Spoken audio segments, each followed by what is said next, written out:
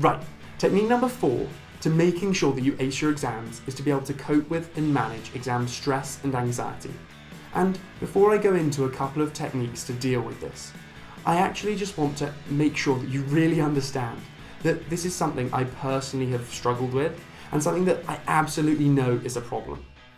And the reason why I say that is because at the end of my first year at Cambridge, having just finished my exams, I actually decided to go and see a psychologist because I'd been struggling so severely over the course of the exam period with the pressure that I'd been putting on myself to succeed.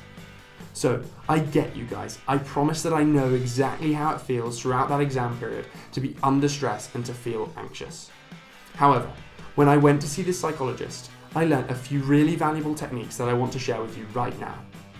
So, the first technique that I want to share is a really simple technique, but essentially it's something that I wasn't doing very well and that I know students really struggle with, particularly at a busy exam period.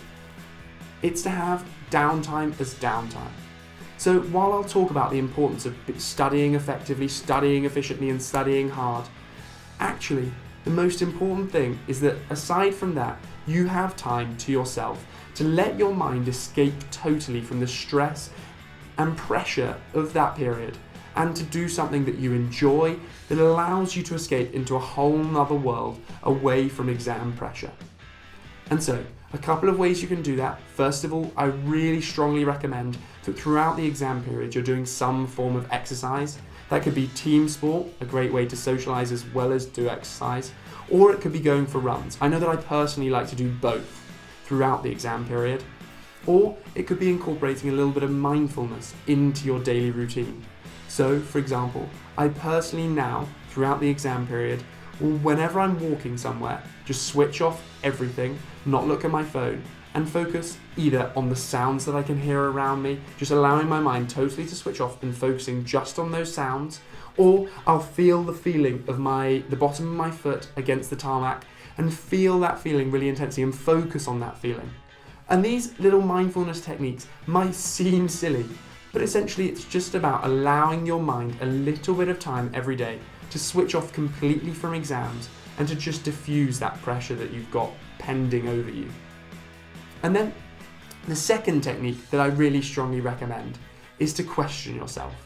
Because I know that throughout the exam period, it's really easy to get down, to panic, to feel like you're never going to get there, to think, what happens if I fail? What happens if everything goes wrong? And the reason why you should question yourself is not in a negative sense, but quite the opposite, is to question these negative beliefs. So, when you think, oh, what am I going to do if I fail? Instead, respond with either, well, actually, what have I done in the past? Have I succeeded in the past? Is there anything to really, truly, evidentially back up the fact that I'm likely to fail? And in most cases, I think there probably won't be. However, even if you have experienced failure before, and you use that as evidence to back that up, think against that. Think in a different way. Turn that around and say, well, okay, I have failed before. I know that's something that I've struggled with in the past.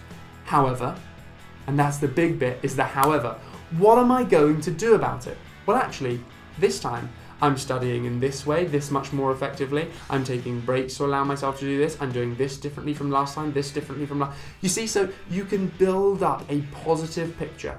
So whenever you have these negative self-doubts, and I promise you, every single person has them, you need to respond by questioning those negative self-doubts and either proving to yourself that they're not backed up by any real evidence, or by combating them by thinking, what am I doing differently this time that will mean that I won't get the same result as before?